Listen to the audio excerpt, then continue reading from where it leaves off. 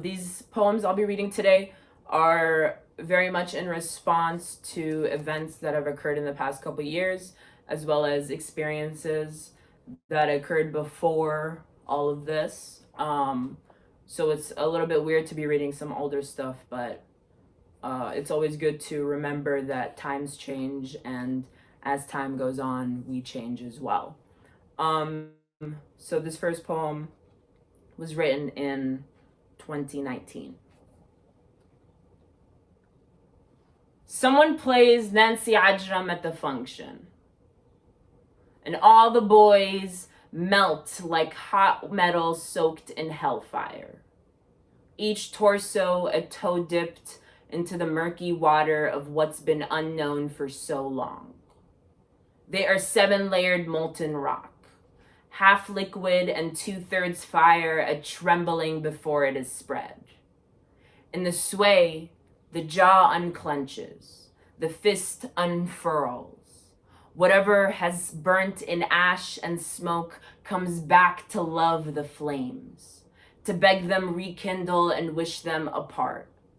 We say we come from men so still the birds mistook them for homes. We say the birds never really left, knew the cold would come soon enough, even with the forest alight, even with the skin sweat-soaked and roaring. What is forbidden does not unbreak the dishes, does not wash dinner off the walls. What is forbidden but the hips untethered, unearthed from the burial they did not deserve?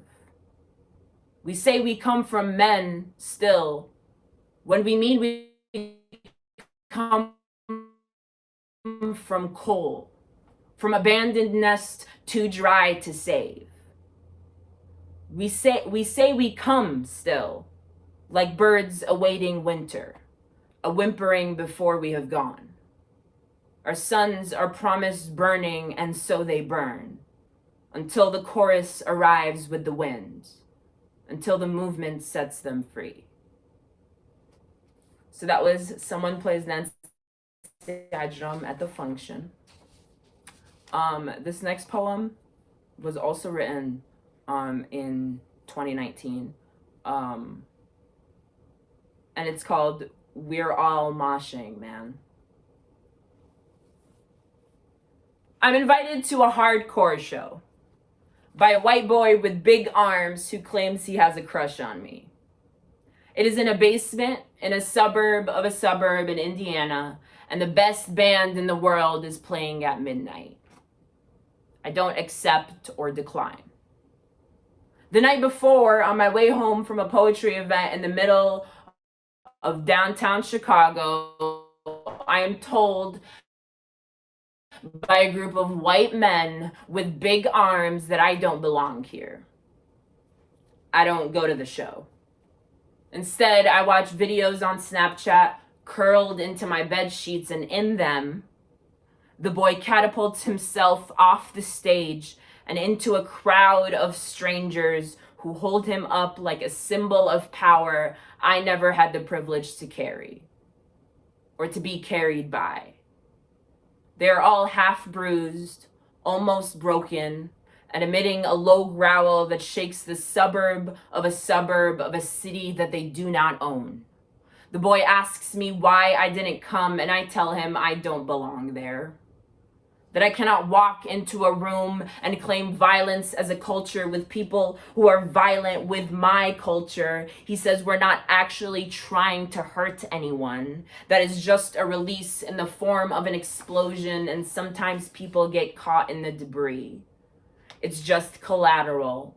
You'd understand if you knew what we were singing about, but I get it. I would make melody of my rage if I knew someone would be listening.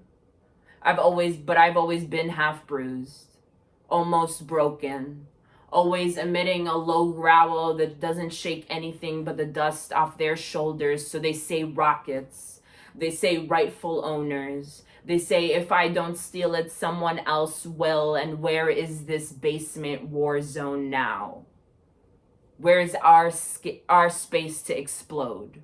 to create debris instead of being struck by it. The same boy tells me that sometimes my anger goes a little too far, that I shouldn't have such strong feelings about something that doesn't directly affect me or my family anymore. Don't go into the mosh pit unless you are ready for chaos. This country will have you come out bleeding. Every morning I catapult myself off the stage and into the arms of an America I know damn well will not hold me up. But I come in, kicking and screaming with nothing left to lose. So this was We're All Moshing Man. It's very strange reading these poems to an empty room.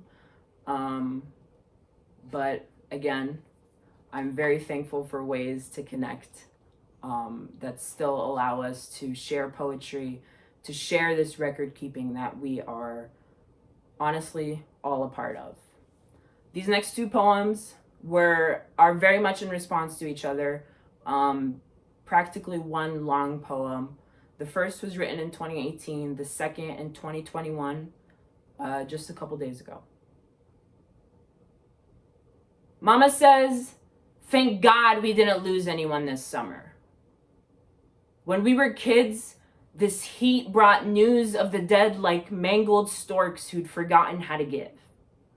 One year we lost our neighbor, then his kid, then my uncle. So maybe summer has always been about the sweat on our faces. Maybe being called in for lunch is just another way of saying there is not much time left to enjoy this food. Before it is cold, before we are too, before another knock on the door forces the prayers we memorized too early, thank God I can feel a breeze. Thank God the pavements are only stained with iced tea and chalk before it is washed away. I hope you never know the feeling of melted ice cream at a funeral.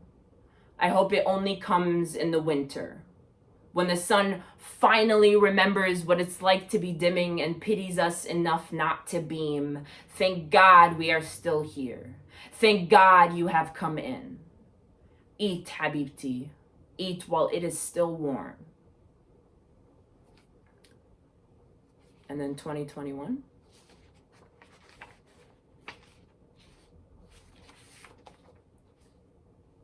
I tell Mama, I watched the man grow cold today. In an open room, full of rain-soaked sobbing and so much loss that we could not count on our fingers what had already slipped through them. So maybe grief has always been about the season.